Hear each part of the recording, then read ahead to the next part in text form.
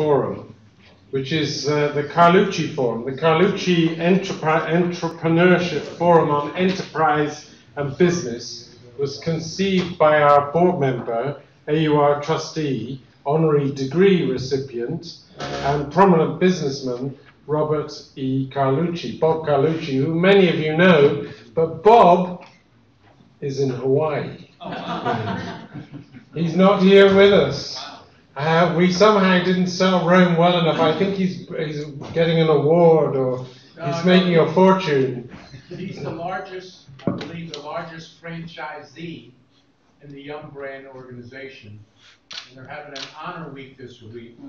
And 6 of his stores, whatever they call them, are being honored. So he has to entertain those being honored. So he apologizes for not being here. Right. It's, well, anyway, as you know, as trustees who've been with us before, we organize it annually, basically to nurture an entrepreneurial spirit here, and actually to take ideas forward in the university for our students, providing a forum for leaders and others, in this case, new faculty, to address subjects that could affect and do affect the global landscape, and in particular the business environment. So we chose a theme, social enterprise in the age of nationalism. Now you may have found this a slightly odd theme today. You'll see it has a certain relevance in a moment.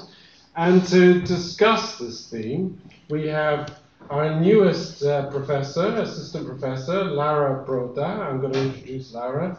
Our visiting professor, Matt Quadrop, who's flown in today, and Kyla Fullen-Wider, who you've met in the 2 previous years, who flew in 2 days ago and spent much of the previous week in her car in Florida evading the hurricane down in Florida. She was trying to buy a new house. We're very lucky to have Lara. Lara joins us this semester. She has a PhD in economics from Macquarie University in Sydney, a master's in economic development and cooperation from Bologna University, and she studied took her undergraduate degree at the University of Federico II in Naples. She's also held a postdoctoral fellowship in the Faculty of Economics and Statistics. In particular, she works in social network analysis and rural development. She adopts a relational approach to the study and configuration of agricultural production and innovation systems with globalization. She's published on many issues related to the specificity of the Southeastern Asian market. In particular, she's worked in Vietnam, and more recently she's been working in Kenya. So we're very pleased to have this new addition to our faculty. Matt has joined us. He would have been best known to you all because he was meant to have a CNN special this past week for an hour or so to really promote his new book, Angela Merkel, Europe's Most Influential Leader. But because of the problem with the NFL, he was reduced to 3 minutes, so he lost a lot of book sales. But he is well known and a frequent commentator for the BBC, writes regularly for Bloomberg. More to the point, he studied at Brasenose College, Oxford. He's a qualified lawyer, and he's worked in many different areas. In particular, he's worked on referenda, he's worked on peace studies, and in essence, he's someone who's involved very much in the here and now of nationalism and nationalist issues. Lastly, Kyla needs no introduction. To many of you, she is our visiting professor of entrepreneurship and innovation at AUR. In the last 2 years, she's come regularly to run honors programs, but she's best known as an entrepreneur, an educator, and social designer. She's been faculty in the Products and Design Department at the School of Visual Arts at Johns Hopkins and the Maryland Institute of Art. She was also a Presidential Innovation Fellow for the last president, President Barack Obama. She, amongst other tasks, has set out to try and bring entrepreneurship into the government sector, and most recently she's been United States Chief Innovation Officer. She comes with an incredible pedigree. She's worked with so many different people, I could spend the rest hour just telling you this, but we are delighted to have her here, as we are Matt and as we are Lara, because they represent for us a shift to a very different kind of teaching and programming that in particular our Dean, Lisa Coletta, has constructed in the last year. So as we go forward, we're very lucky to have these three, and you'll get a taste of their thoughts as they approach the theme of social enterprise in the age of nationalism. With that,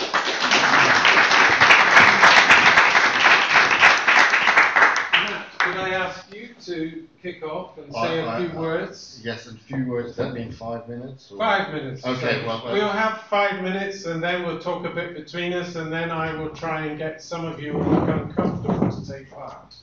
Right, well, 5 minutes, of course, is an eternity. I used to moonlight for a British politician called Tony Blair once, and well, you might have forgotten him or something. And I came into the briefing, and he looked at me and says, "Are you going to say all that to me?" And I said, "Yes, I am." He says, "Well, no briefing should ever be longer than 35 seconds and 3 bullet points." Now, I could come up with many jokes about that, and I won't. Instead, I will try to talk to the theme of Albert Camus, the famous French Nobel laureate and existentialist, and Donald Trump, which never the twain shall meet in real life. I don't think they ever did. But there was a serious point to it, or the sort of subtitle to this, the Donald meets the French existentialist, is why a bit of populism can be a healthy outlet. So I'm trying to be unpolitical here, but I will get into some political points. Now, Albert Camus, in the book that he considered his best book, which is called in French L'Homme Révolté, which is translated as The Rebel in English. These things sound much better in French, I think. But that's probably just because I grew up in Canada and never quite got round to understanding the French language. But anyway, in that book, he starts with the sentence that up to this point, but absolutely no further. And he says the essence of a good political system is that you allow people to say stop, say up to this point and no further, that there should be the possibility of being a l'homme révolté, of being somebody who says no. And I think in many ways, a lot of people these days are talking about populist and nationalist movements. And you might be able to sort of cherry pick elements out and say, well, I find that absolutely horrific or terrible and so on. But I think what is interesting from an entrepreneurship point of view is that many politicians, newer politicians, some of the ones that are sometimes known as populists, tend to be the ones who identify an issue where people say, wait a minute, this is too much, I want to stop it now. Those politicians will then be sort of lampooned for being populists or buffoons, and occasionally they may sort of cross over into those categories. But I think it is interesting, at the very least, if we take sort of the longer view, that sometimes these political entrepreneurs, the ones who come to the fore and have views that some people consider to be not very helpful, sometimes help to correct the political system. That they sometimes help to be an outlet for grievances that otherwise could go into many other things. Now, I take it that a large number of you are Americans here, from different parts of that great country. And what I think is interesting is that a little over 100 years ago we had the progressives, and we had 120 years ago we had the populists. And in many cases in America in those days, there was a concentration of wealth. There was a lot of immigration in America at the time. There was even terrorism by Irish people who came in who had a strange religion called Catholicism. And many of those outlets could have actually turned into quite terrible things. But because the American system was designed in a way and became designed in a way where there were institutions such as the recall and the referendum and initiatives, some of those outlets then were channeled into peaceful ways. So when other countries walked down the fascist routes, as they did indeed in this country and other European countries, America never went down that route. There were many contenders for that. because America had an outlet, because the American political system was very much like the one that Albert Camus talked about, a system where people can say up to this point and no further. Now, in the 1970s, some of you will remember in America, in California, there was a thing called Prop 13, which is, you might have suffered from that because your funds probably ran out, because California almost went bankrupt, I think, at some stage, because they cut property taxes. But that particular movement allowed people in the Golden State, I think it is called, to have an outlet for their grievances. And I think Jerry Brown was governor back then too, and he then became a tax cutter overnight, which he hadn't been before. But that's ancient American history that very few people would be interested in. What is interesting about the Californian example, you might correct me if I'm wrong, which I might be, but many of these cases, and in Italy might be another example, I'll come to that in a second, is that when you allow people to have these outlets, they also sometimes get it absolutely wrong. But they do have that outlet. And in the American state where there's a possibility of an outlet or to be a long revelry, there tends to be more participation, more knowledge about politics. And also sometimes people will then realize that they've made a mistake and they might reverse that mistake. So sometimes there can be political entrepreneurs who spearhead this. I think it was Howard Jarvis, I think he was called in California. Nowadays it might be somebody like Trump. And those are not particularly people I agree with, but I think in the longer run of history, to allow people that sort of particular outlet also allows them to sometimes rectify their mistakes. After that infamous vote in California, I think there's been several votes where they actually voted to increase taxes in California. So I think if I can sort of conclude, and I have no idea whether my 5 minutes are up or not, is that we live at a time where we have a lot of polarization and people never really get together, and I think that's not very helpful for democracy. But I think if we take the longer view and accept that democracy is also a system which is based on the idea that you can sort of say, hey, wait a minute, stop, no further. And then we stop and think a little bit about it. If we allow people to do that, I think in the long run we'll actually have better political systems. And if I may sound again a little bit highbrow, which I think we're allowed to because we're in a university, and there's going to be another Frenchman, I'm sorry, or Swiss anyway, but Jean-Jacques Rousseau, or Rousseau as he tends to be called in American universities, once said, if you give people responsibility, they become responsible. And if we take responsibility away from people, they become irresponsible.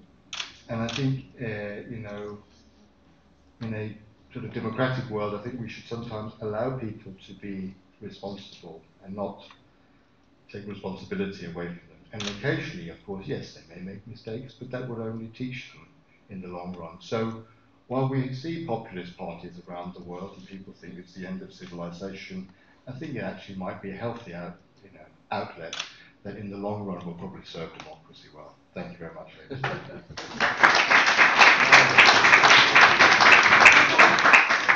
Thank you, Matt. I'm going to ask Lara next. Thank you so much. So, really happy to be here. Thank you so much for inviting me and discuss this very tough topic about nationalism and civil society. Well, let me bring you in a very, very different scenario from what Matt actually depicted. A country, Vietnam, which is going through a very big transformation. A transformation that has started in 1986. You know that Vietnam. You might know that Vietnam is a communist country. It's one of the few left nowadays. And in that period, they started a transition toward the market economy under the leadership of the Communist Party. So if you go now in Vietnam, you're really puzzled because you see all the uniform of the communist system and all the things that characterize the propaganda of the communist system, but in fact you're in a very big supermarket. So they sell everything in each in each street and each part of the country. It's a country that is growing very, very fast. It's a perfect place for investment, according to the World Bank, the IMF. I've on any standard, the perfect climate for business, and in fact, it's one of the most open economy in the world nowadays. So about 70%, the FDI, the foreign direct investment account about 70% of its exports, for instance, and 32% of the GDP. So this big transformation of Vietnam from a rural economy as well toward an industrial economy, where these FDIs are really growing. So last year, I had the opportunity to take part into a project, in a Europaid project, that was funded, fortunately, together with the Università Orientale in Napoli and Institute of European Studies of Hanoi and Academy of Social Science of Vietnam. And together with these partners, we actually proposed a project that was about the role of civil society organization in Vietnam, and particularly focused on worker rights. Industrialization is growing, workers are, as a number, are growing, and their conditions are lagging behind.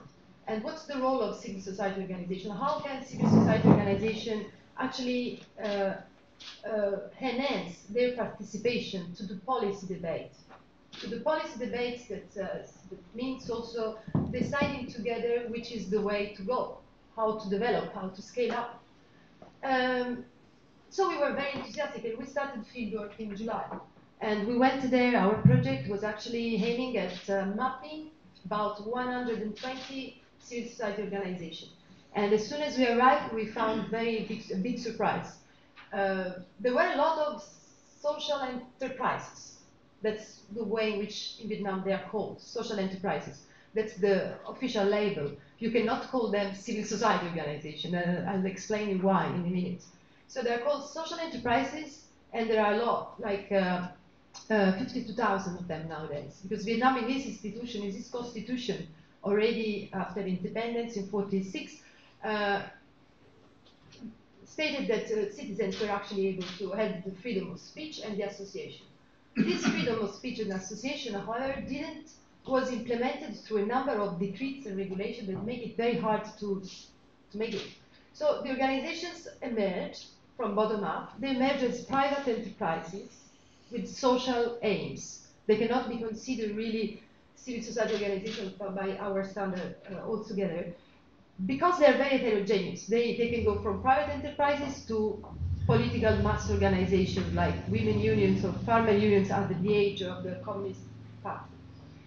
So we arrived there, we tried to find and to understand which of those enterprises were actually independent enough to be called civil society organization, to what extent they actually could have independent information, independent funding, independent aim, understanding of what they were doing. And we found very hardly 10 or 20 of them. So it was really a big shock to us, and of course we are going to keep on searching all over the country. At the moment, my team in Vietnam is keep on interviewing, so at the end of the first year we hope to find more than that, but it was really, really hard. And why it is so hard, and why this problem with the labeling? Because of course, once you guarantee the freedom of association, the freedom of speech, you implicitly also guarantee the freedom to create new parties. And the Communist Party doesn't like that very much. So it had to find a way in order to guarantee people to do business, and also to actually fill in the gaps of social protection, for instance, without allowing them, however, to create new political constituencies. At the moment, the civil society organizations in Vietnam are the four really have limited scopes. They actually can provide services. Basically, lawyers get together and they provide lawyer advice to workers or healthcare or whatever. Our project will try in the next year after having identified those organizations that can be independent, in fact, to train them, to allow this organization to conduct their own evidence-based research. So training for us is very important. It means that the organization become capacitated to get information by themselves. So do not depend from others' source of information, have a direct access to the people. And therefore, I think they can represent and bring the instances of workers better to the policy table. And then finally, we will try to select these, some of them, and to bring their essences to policymakers. So we'll organize a number of policy tables with ministries, ILO, international organization, and allow this exchange of information. I think this is important because participation does not mean only getting down the street. It also means the ability to get together, to find their own information, to be informed, and to actually be able to communicate with all different institutions that are around. So basically, that's the project. We are just beginning it. It's kind of the last project in a row because I started working in Vietnam many years ago, like in 2000 maybe, looking at different issues related to workers.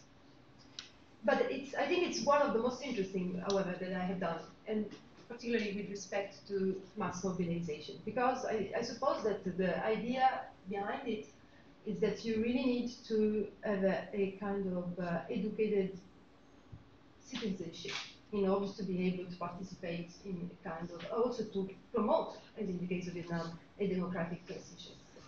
So basically, that's it. Thank you. Anna, would you like to say a few words? Sure. Can you hear me? Hello, everyone.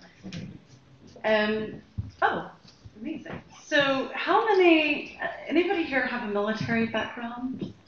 Anybody?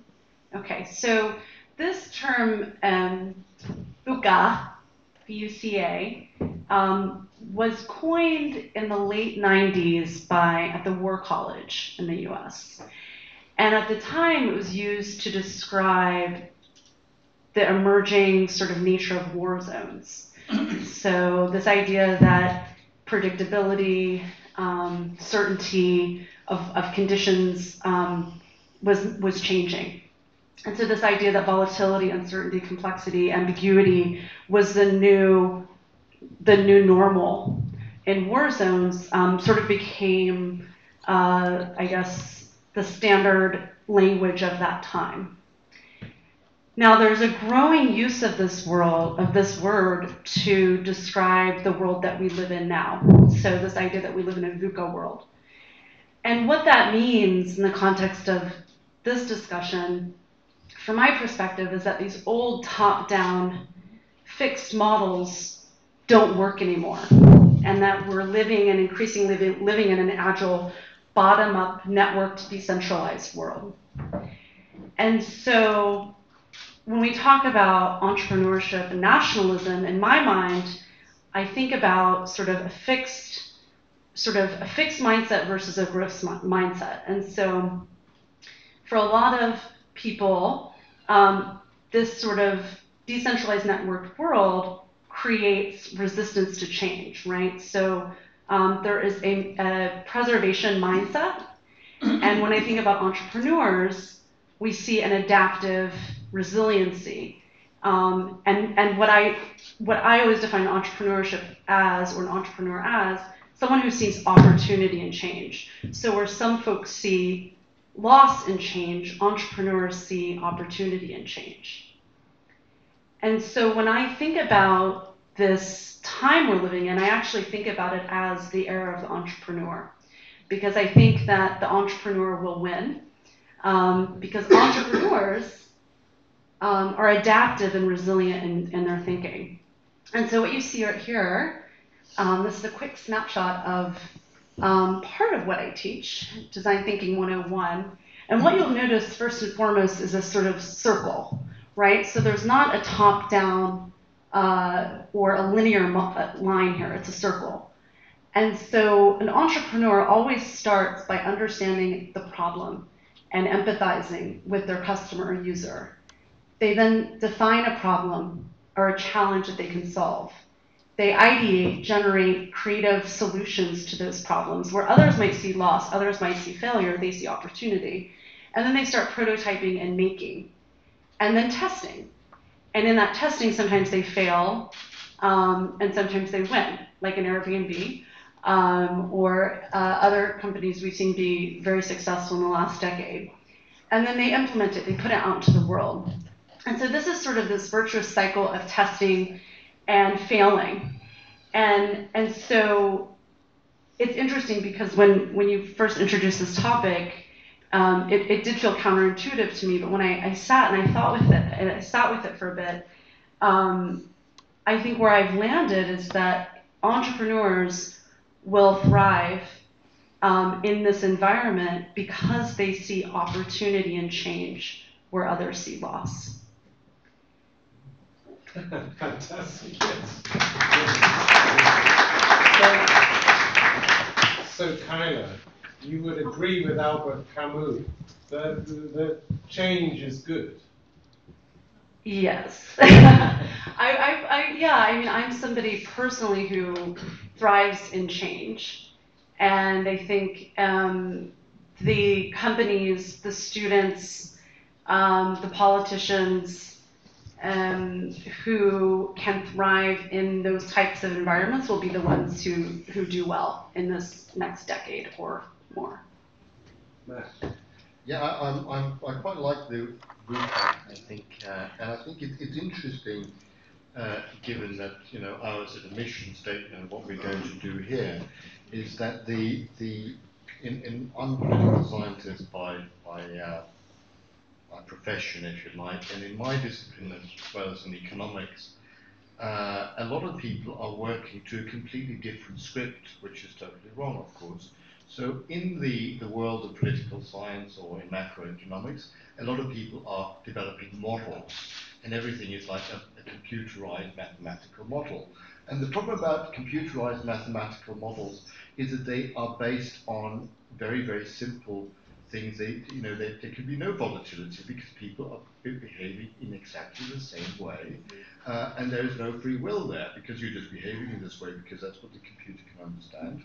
And uncertainty is difficult to deal with because you know that when prices go up, people will consume less, except there are certain things where they consume more. So and so the world we're living in is one which is fundamentally unsuited to economic models, which is why occasionally economists get it wrong. I think it was John Kenneth Galbraith who said there's a special section in hell for economists where they have to read out their predictions. And as we don't do models, we might go to hell, but we won't have to read out our predictions anyway. So I think it's almost like as a mission statement should be to try to make an academic version of VUCA and not just a military academy version. Lara, you're an economist. Are you going to hell? No, I would like to add something first to what Kyla said about change. Change is really an opportunity. I agree with you 100% that we should think that change is most of the time a very opening up at least some new opportunities. However, the problem that maybe we might have is when change comes very fast, too fast for us to actually adapt. The ability that you were actually citing before, it's very, very difficult, and the resilience of systems is based on our capacity to understand, digest, and process the information, and this is not always the case. And in fact, we are looking since many decades now, but now particularly to a kind of incremental increase of these changes that really some people might struggle with understanding, also because there are no middle institutions that allow us to digest this information. So it's very important that we maintain a role for the institution that can help us to get oriented around. That's my opinion. And about the economists, I perfectly agree. They are absolutely incapable of modeling time and complex system. This is why actually I departed away from economics, the mainstream economics. And I actually spent my entire career looking at the metrics. Because I think that complex systems are definitely much better in explaining the complexity of our time. So relationships are very important. And relationships might change as well, but my also maintains a resiliency, a path dependence through time that lead us. So we never have to forget where we come from and where we are going, otherwise we get into kind of traumatic shock. Matt put emphasis on responsibility and Lara on educated citizenship. Are these not two elements in change? Yeah, well, I think that what I was going to add, especially to Laura's statement, is change. I agree that adapting to change, especially for 20th century or older institutions, is incredibly difficult, and it starts really with people. Period. So 80% of what I'm doing as a chief innovation officer, or as of last week, chief innovation officer in federal government, was educating and teaching resiliency effectively to government workers. And so in that teaching of resiliency, we're sort of retrofitting our institutions for the 21st century. I think what you're seeing now is that as these new companies are emerging, and they're emerging from the bottom up, that resiliency is built in. Whereas institutions that developed, in the 20th century and prior, that wasn't really built in. And so there's that tension, I think. And I think that's really challenging. Resiliency. Yeah. Matt, having been helping in government in 10, 15, 20 years ago, was resiliency there and when you were dealing with Tony Blair? Well, one needed resilience, I have to say, in that job. But yes, I think afterwards then it became a buzzword. Everything had to be resilient. And resilience, there was resilience studies. And I always asked, what do you mean by that? And you got sort of the blank stare, like, you mean resilience? And it's like, resilience is resilience because it's resilience. So there was that sort of an assumption, I suppose. And I come from a country where Brexit means Brexit, which enlightens us no end. I think, on a serious point, I think resilience is important, but it's also adaptability. And and I think that's one of the reasons why it's good to go back to the classic virtues in sort of traditional Italian philosophy, as of Machiavelli. He talks about virtù, and virtù, I think, was when described, it's that sort of ability to be a bit playful and play around with, and sort of use the sailor metaphor. Like if a storm is blowing one way, then you are able to improvise. And I think what we need to teach people is not to follow models, but it's the ability to sort of come in and do a little bit of improvisation when you have to. And it's a guy called Matthew Taylor, who's head of the Royal Society of Arts in London, has this thing that he calls the Miles Davis approach to leadership, which I think is just an excuse to mention Miles Davis, frankly. But he says if you go to a Miles Davis, well, he's no longer with us, which is actually very sad. But if you would go to a Miles Davis concert, he would just be there with his trumpet, and the band would play most of the time. And then occasionally you'd just feel, I just need to add a little bit here, and then you would come in and do his bit. But just sort of come in and do a little bit there. But he would sort of know, and he would have learned when to chip in. And I think a true classic education, it sounds really boring, but the thing about the classics, they weren't teaching you a solution, they were teaching you to be aware of different possibilities, that you could prepare for different storms that could hit you. So the best way to be modern these days is to go back and read a bit of Machiavelli and a bit of all these other ones, because a solid classic education, that's Harry Oxford now, is going to be the best way of being modern, frankly. Lara, did you read Machiavelli, and do you think they read Machiavelli in Vietnam? Well, Machiavelli is definitely not in my bookshelf, no, but I know him because I studied at school. So I agree that I do agree that I think that what actually Matt is saying is basically talking about innovation. So our capacity to improvise, to have good ideas, to follow those ideas, and the idea of Machiavelli is similar to that of Schumpeter, right? Mm-hmm. Of the entrepreneur that actually follow this instinct to change. However, I think that there is a little, there is another twist to innovation that we can consider. There is a systemic innovation. It means not one person that is the entrepreneur, not one single genius that we have in a country, but a system. I mean, a method through which different people can get together and relate together, exchange information, and there are heterogeneous people, institutions, people, researchers, universities, and by this heterogeneity put together, they can make a system innovative.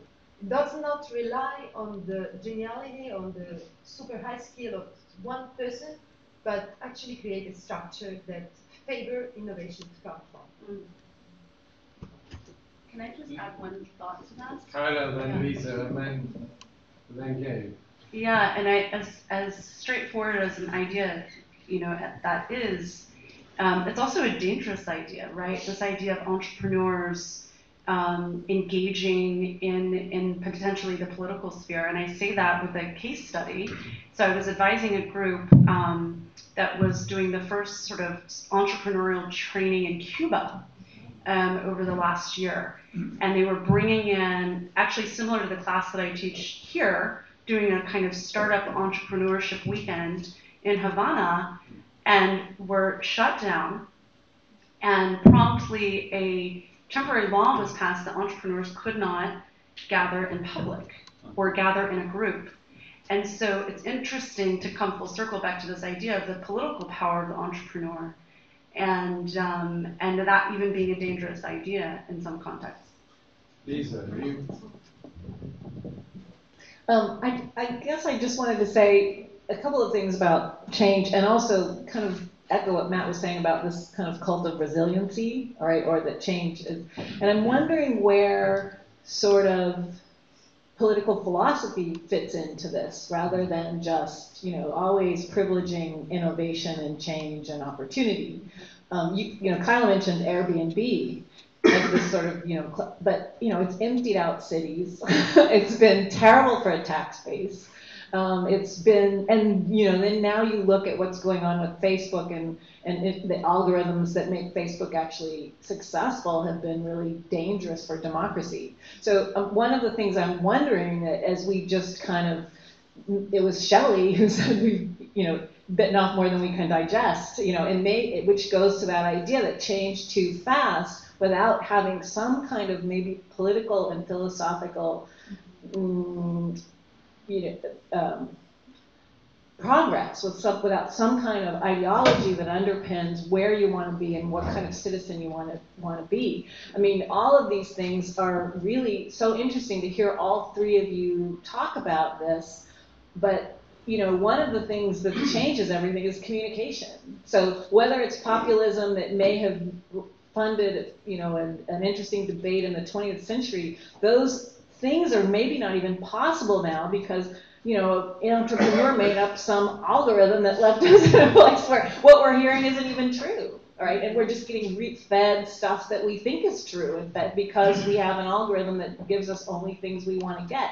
So I guess what I'm wondering is where in the three of you find, philosophy or ideology fit, rather than just, ideas of innovation or entrepreneurship or opportunity. Avoiding ideology.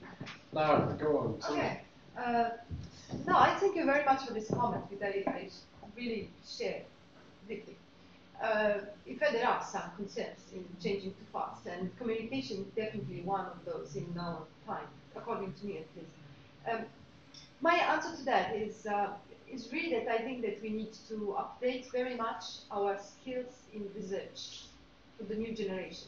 In these words, you cannot go ahead without being able to distinguish between information types, without being able to make your own research of information, because you are really subject to an overload and fake information as well, as we know, and many other issues that are related to that. So I think that now more than ever, the education of people, the base education of people, cannot stop to basic. And Laura, will the communist ideology, in a sense, Lisa's asking, will the communist ideology of Vietnam allowed your, I quote, educated citizenship? The communist ideology in Vietnam is, well, that's clear. Well, the fact is that... the ideology of Zuckerberg, but that's I know, but I was turning on his head. He's still allowed. She's the dean, you have to... Yeah, to answer. No, well, I think that it's, I don't know, I really don't know. I think that some things cannot be controlled. So what we're going to do is to try to pursue our aim, that is actually to pursue this agenda of research skill. And I think that people are really ready to get on it. So there is a lot of interest from the bottom up to do that. So time seems ready. So the Communist Party might be in trouble. And in fact, the entire project we had in a previous project, the union, the workers' union, as partner of the project. And it was very, very particular for us because we had the opportunity to work with the union, the labor union of Vietnam, and we thought immediately that it was kind of an ideological block. But in fact, it is full of different factions in between. It's not monolithic.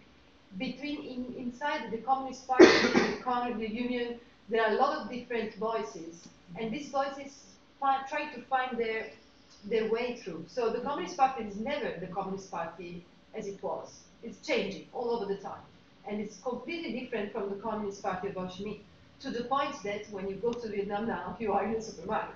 So, and in fact, the reality of the Communist Party is very strange. So I don't know if it's better or not than us. I suppose it has a lot of problems, corruption first in place, and but it's changing, and it's forced to change by the changes that are in society.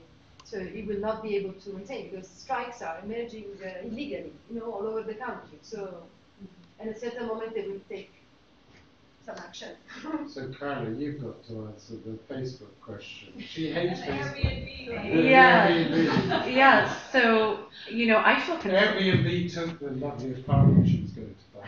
Oh no! I mentioned the wrong company. No, but I feel very conflicted about this topic. I mean, I'm definitely not an innovation for innovation's sake person, but I also, to some extent, believe the genie is already out of the bottle. And so, like we were talking about earlier, I mean, if you hear, Bill Gates or Elon Musk talk about artificial intelligence and calling it the greatest existential threat of our generation, our old tools aren't going to be enough to battle that. And so what I see as essential in coming back to this conversation about education is that the students that we have right now are the keepers of our democratic institutions, and they're fragile. They are antiquated, and they're kind of standing on shaky legs right now. And so from my perspective, it's about equipping and arming the next generation with the tools and resources that they need to hold up our democratic institutions. I don't know if that answers your question, but I also feel conflicted about it. I'm going to ask Matt and then Jane. Yes, well, I think ideology is a very interesting thing because ideology, I think, originally in sort of Marx's way was basically to be blinded to things and have a complete belief system that couldn't be changed.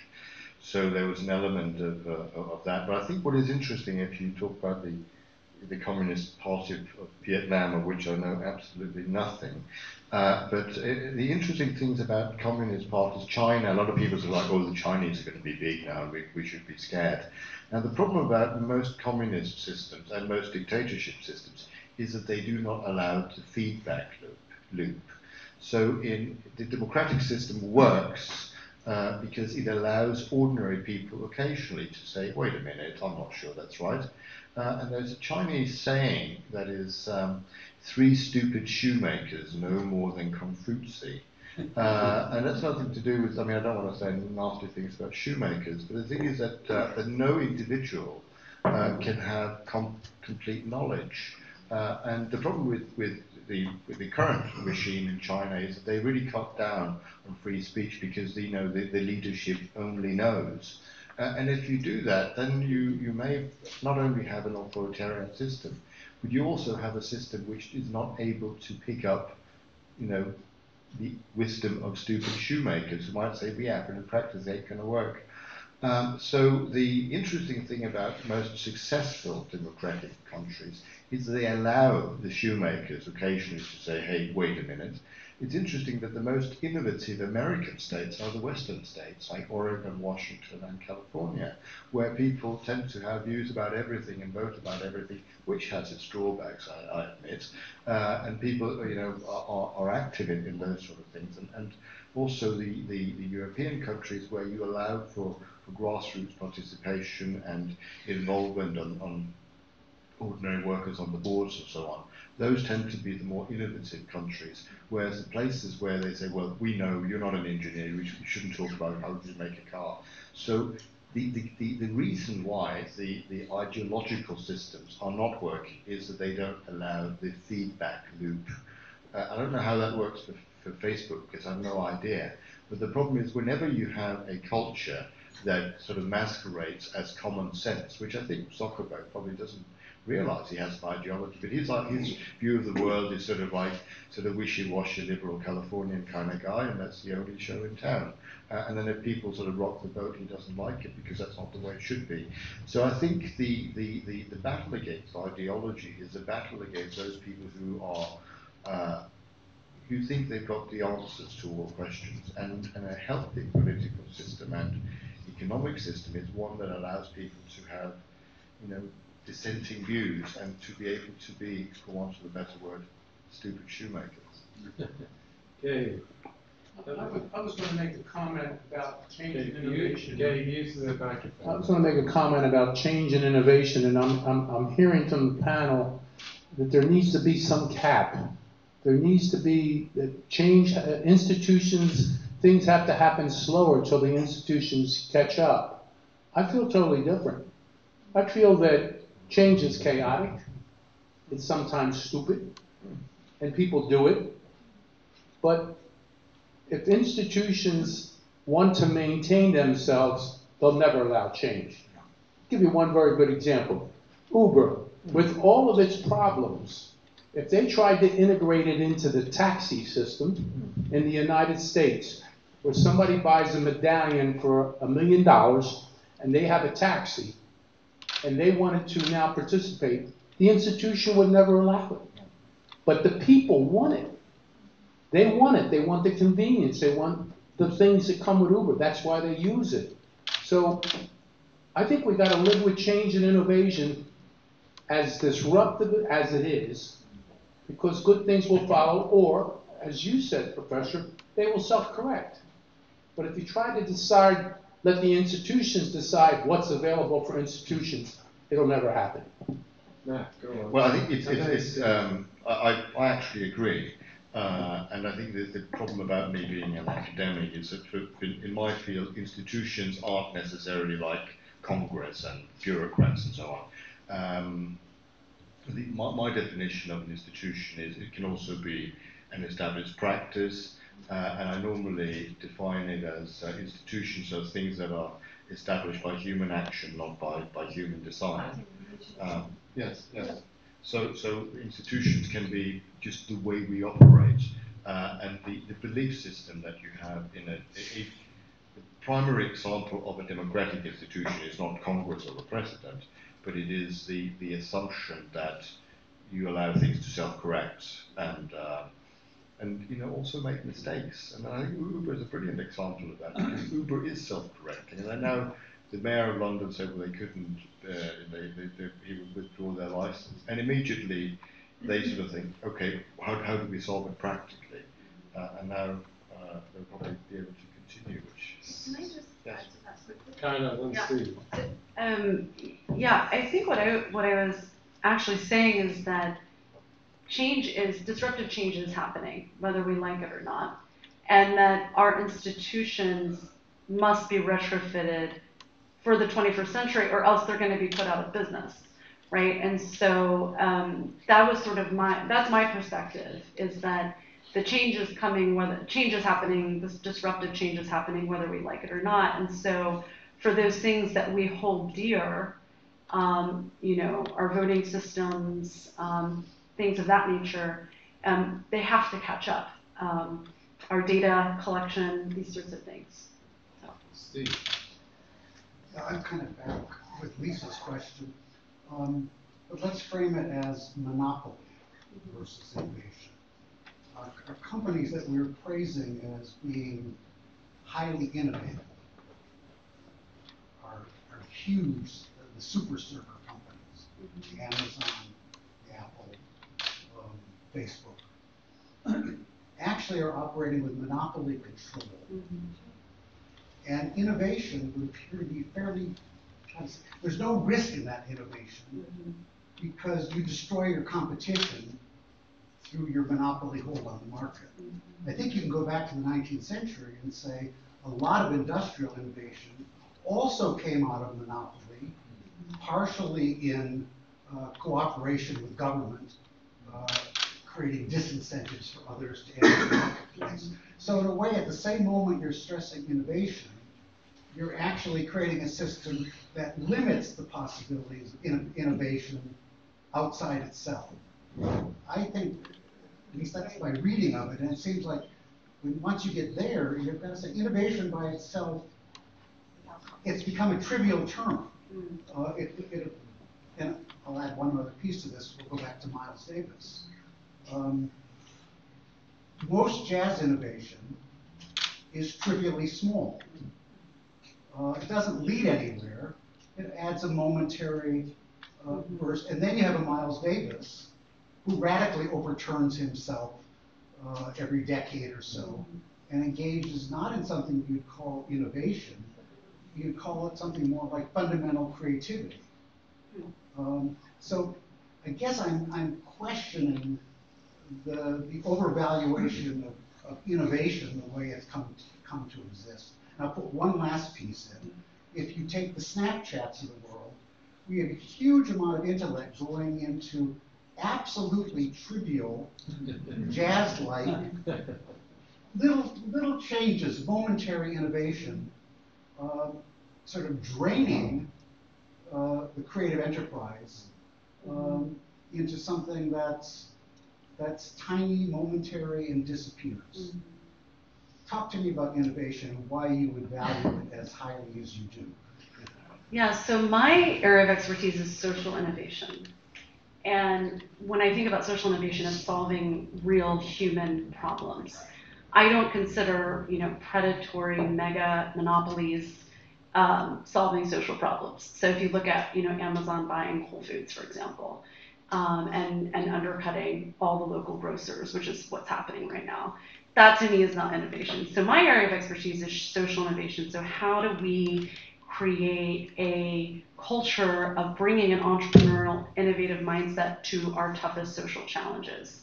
That's my area of innovation or expertise. I am disheartened, in fact, by, I mean, I can give you an example of, you know, theoretical physicists that I went to school with as an undergrad, all going into financial services rather than actually practicing physics, rather than going to work at NASA, rather than working on big, meaty problems. And I think that's a much bigger cultural question, at least in the US, about what motivates people, how we, you know, I don't want to get into the media conversation, but what the sort of media dialogue and narrative about what success is. But I hear you. I mean, I think, you know, there's a saying right now in Silicon Valley that, you know, all of the startups are just creating apps for what these kids' moms would do for them. So it's like a doggy daycare or a laundry service or whatnot. And so I think that's a waste of talent. And so I think what we need to push for is, you know, the next generation of brilliance and minds and innovation thinking and entrepreneurial thinking, working on solving issues around clean water and infrastructure and migration and these sorts of things. So that's where I put my energy. You persuaded, Steve. Well, yes, because in a way you're changing. Innovation turns out to be a sort of empty term because it can apply to basically changing my tie tomorrow. It doesn't quantitatively or qualitatively get you very far. You're now describing another realm of action Social innovation. but that requires something more fundamental, I think. Yeah, I don't want to take Go, it. go. Well, I think that I agree. Innovation it can be a sort of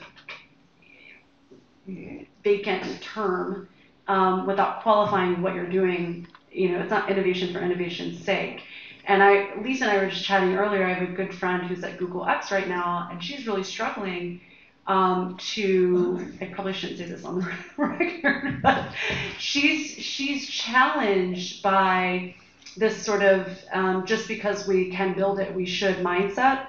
So just because the technology's there, just because we can innovate, we should push without ethical, thinking about the ethics of the things that we're building, and B, does the world need it? And I think there's a lot of that, and I think that's actually something I work on with the students that I teach, is a real sound gut check. What problem are we actually solving, and for whom? And are we in service of an underserved market and population? And I would argue that there's actually a real value in finding underserved markets, both financially and from a social perspective.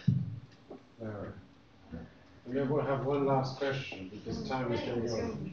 Harkening back to the title, Enterprise in an Age of Nationalism, we find ourselves in Rome where I think there was a relatively well-known populist nationalist known as Julius Caesar, who used those messages to rise to power, only to then engage in overreaching and be toppers.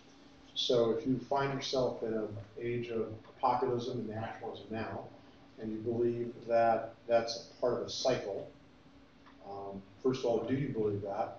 And secondly, as an entrepreneur who's always thinking about where things are going, not where they are, where would you look next? That's a good That's a big question. question. What I will say, since I'm the only archaeologist here, one of the things you can see very clearly is that it wasn't a moment, an aberration. There was tremendous growth from the immediate period before Julius Caesar for the next 60, 70, 80 years. And then it collapsed. It was very different 80, 90 years after. So he wasn't just out of the blue. But it's a good question. Sorry, I couldn't resist. So this is really a big question. I'm not sure whether there is I can say I can believe it, but I can think of something. I think that the author that comes to my mind is Carl Polanyi. He wrote in 1944. And he came up with this theory, the theory of the double movement, right? To explain, it was after the war, so he knew about populism and nationalism very well. And the theory of Carl Polanyi is very interesting because he said, we can observe in history that there are moments in which, particularly capitalism, right, move forward and take everything off. Particularly, a lot of old structures are completely disruptive, and that's it's one movement, right? And then maybe there might be another movement. That's why the double movement, a counter movement of people that might find themselves without protection, asking for protection. But the nice twist of Carl Polanyi is, well, when they ask for protection, it might be worse. They might end up with something worse than what they had in advance. So when they ask for protection, sometimes they ask just for any types of protection, and then somebody come and give them protection, and this protection is completely different from what they actually wanted. So the issue is what type of protection we want, so it's true that there are historical moments, but the issue is what type of market system we want, coming back to this question. It's true, now there are a lot of monopolies around, so we are not anymore in a perfect competitive market. And so the self-adjusting system is broken. So we have to realize what type of market we are in, where the economic mainstream doesn't really work. The great financial crisis was actually a case in point. And actually, what are we asking for? what type of protection we're asking for, because once we ask, then anything can come, and can come somewhere in a nightmare or in a positive thing. So going back to innovation, I think that our point in innovation nowadays is very important, because we have to change our pattern relationship. We have to change our way of conceiving the system itself. It's not a specific innovation that I do a new product. It's the way I behave that should be different. It's the way in which I conceive public good, in the way I conceive the society as a whole and my role within it. So I think that it's a bit larger than just making a product. So we'll ask Matt and Carla, then bring Steve in one last time.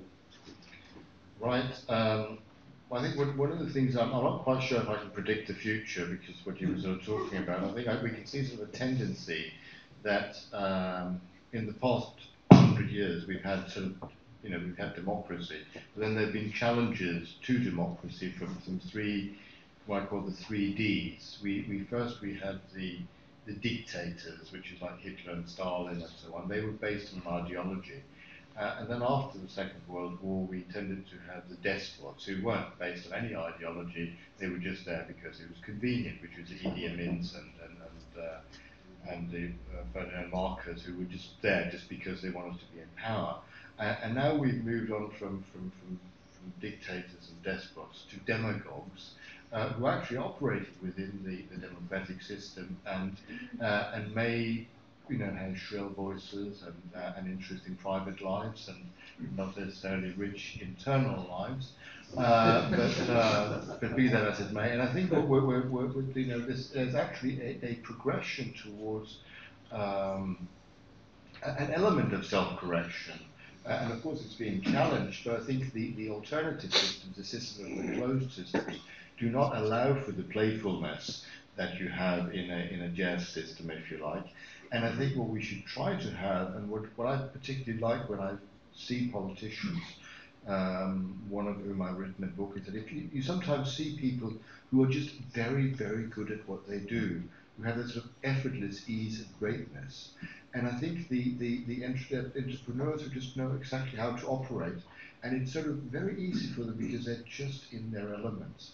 And I think one of the things we should try to do is to try to nurture the ability for people to be, Miles Davis or he's the only example. I'm a great fan. So the only example I can think of. But if we also have, football players or artists or writers, and I think in every field we should try to nurture that element of the exuberance almost, the effortless ease of greatness. So if we can find a system that can do that, and I think possibly the democratic system, which is very annoying occasionally and often gets it wrong, that allows for that exuberance of talent. Thanks. Let's just have Steve and then Kyla to finish. Steve, you want to This ask? is really interesting. That's helpful, because that's what we hear. Give the customer what they want. I guess I want to ask about, in each of your systems, the role of government. In fact, in creating, Silicon Valley has sold us the idea that the best thing government can do is get out of the way and we'll just fix it. And we've seen the result of that. The result of that is Facebook and sort of unregulated fake history. Isn't it essential for even the social innovation you talk about that we actually have to have government regulatory system that creates a system with the protections that rules give that allow innovation within that? Wow. Briefly. I'll give my quick response on that. And I'm a funny person to answer this question because my background is as an entrepreneur. And then for 10 years, I started 2 companies. And then I went and worked in the government after the fact. First in the White House, and now as the Chief Innovation Officer until very recently of the United States Census Bureau, like the belly of the bureaucracy. And where I've landed on that question is that government can play a role by creating the conditions for innovation. And that is a very gentle balance of push and pull, of some regulation and some backing off. And I don't think there's this sort of single bullet solution. I think it's a very adaptive government that can be sensitive to what those needs are. And I think good governance is creating the conditions for citizens and companies to innovate. So that's my short answer. Well, mine would be along the lines of good regulation is good and bad regulation is bad, which is about as meaningless as it gets. But I think the sensible answer to that is that you have, if you're able to develop the political system in such a way as it can be responsive, responsive in a fast sort of way, then it is quite helpful. And there have been, sort of fairly sort of cowboy practices, and I live in the city of London, where it was basically just, I think it's called known as the Big Bang. And the Big Bang was just to get rid of all regulation, and then that left to, subprime mortgages and what have you. So I think an element of deregulation can go too far, but I think there's also an element of self-corrective mechanisms going on there. So the response to that was then to go in and bail out some of the banks, which I think they're quite thankful for. So I think regulation is. I remember actually I've had this is the show-off moment, by the way, so I'm warning you. I bumped into Angela Merkel once, which is why I wrote the book, and then I said to her, "You're a conservative politician, and yet you just nationalised the banks. How does that work?" And her answer to that was, "We should have as much market economics as possible, and as much state intervention as necessary." And I think that might be my answer, following the great German woman. Lara, well, I definitely think that complete deregulated systems are a bit dangerous, particularly because they create kind of Wild West institutions, and institution defined as before in a very wide sense. The problem with government intervention is what government? Where are you talking about? And what level are you talking about? Because it's a bit simplistic nowadays to think that there is a government. There are many levels of governance, and these levels of governance create a lot of geographies, and these geographies are full of people. And these people behave, and they also regulate themselves. So it depends a lot. There is not a simple answer.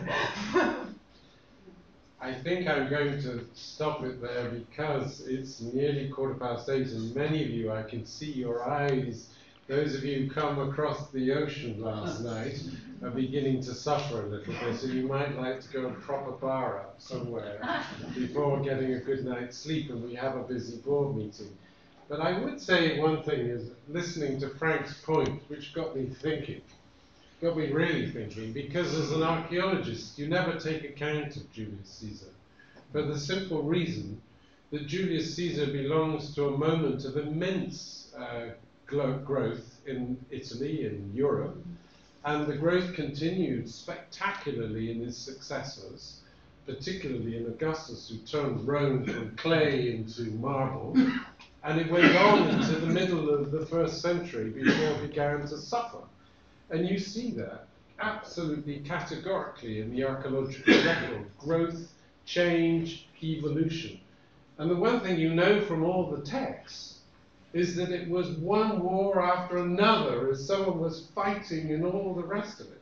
Cicero ends up with no hands and no head because he was a proponent of this and that particular line at the time, which in terms of popular living, the changes to towns, the changes to commerce, is completely ephemeral.